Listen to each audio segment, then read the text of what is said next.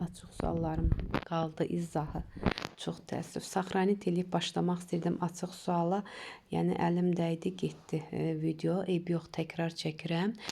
Açıq sualları. Birinci oxuyaq. Hemoglobin zulalının geni yerləşdiyi DNT molekulunun bir zəncirində 6-cı yerdə duran sitozin timin tripletinin ikinci nukleotidi məlumat RNT-yə urasil kimi köçürülərsə, yəni timinin yerinə urasil, glutamin amin turşusu deyil, valin amin turşusu kodlaşdırır.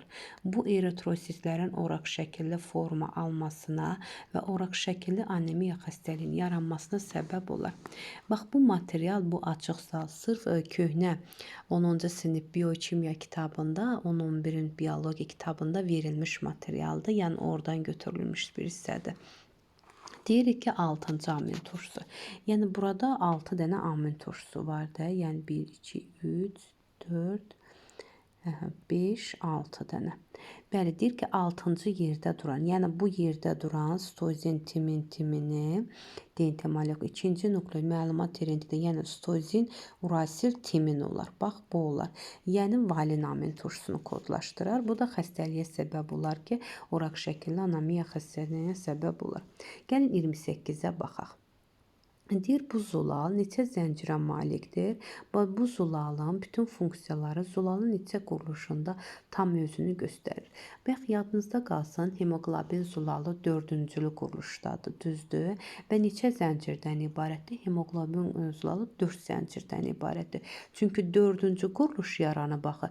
Deməli, 1-ci zəncirdə var, 2-ci zəncirdə, 3-cü və 4-cü zəncir. 4 zəncirdən ibarətdir və 4-cü quruluşdur. Təbii ki, bu da mürəkkəb zulallar əmələ gətirir də, hemoglobin qeyri-zulali hissə var burada, dəmir olduğuna görə.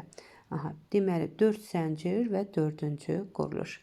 İndi 29-a baxaq. Valin amin turşusunun transляsiyasına qədər amin turşular arasında neçə peptid rabitə yaranır və bu amin turşunun kodunun transkripsiyasında neçə növ azot əsası iştirak edə bilər? Valin. Valin neçənci yerdə dururdu? 6-cı yerdə. Yenə çəkəcəm 2, 3, 4, 5, bu da 6. Belə düşdü, eybi yox. Deməli, 6 dənə, bax, bu valinə qədər, bu 6-cıya qədər 1, 2, 3, 4, 5. Neçə amin turşusu var? 5 ədəd amin turşusu var. Biz dedik ki, amin turşularının sayı ilə bir vahid araz nə var? Peptid rabitə var. Deməli, 4 dənə peptid rabitəm olar.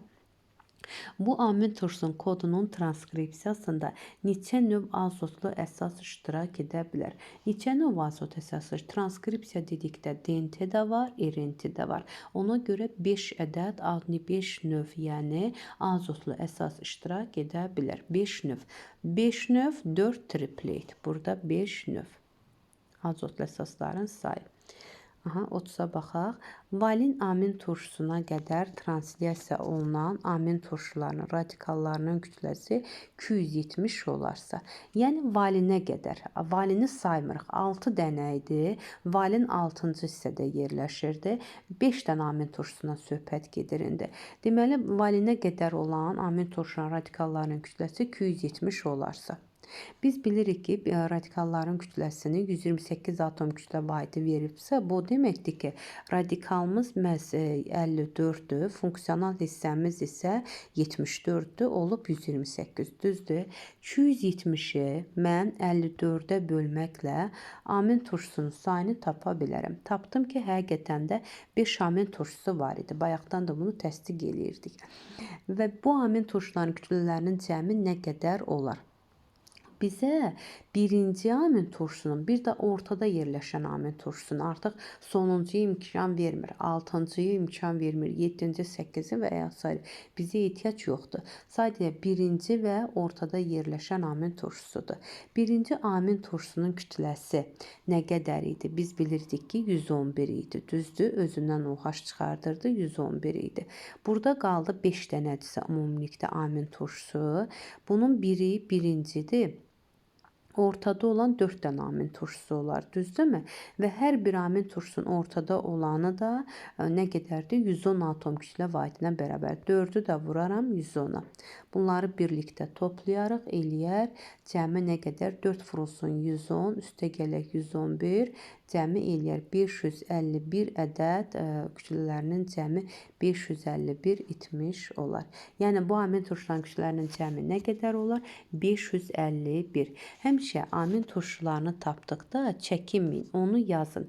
Əgər 10 amin turşusunu tapmısınızsa ümumilikdə, bunun biri birincidir, biri sonuncudur. Ortada neçə amin turşusu var? 8 dənə. Bax bu ortanı yazmağa həmişə əliniz öyrəşin. 8 dənə amin turşusudursa, ortadakı amin turşularının sayının kütləsinin dilində 8-i 110-a vurarsınız. Birinci nə qədər idi? 111. Bu nə qədər idi? 127.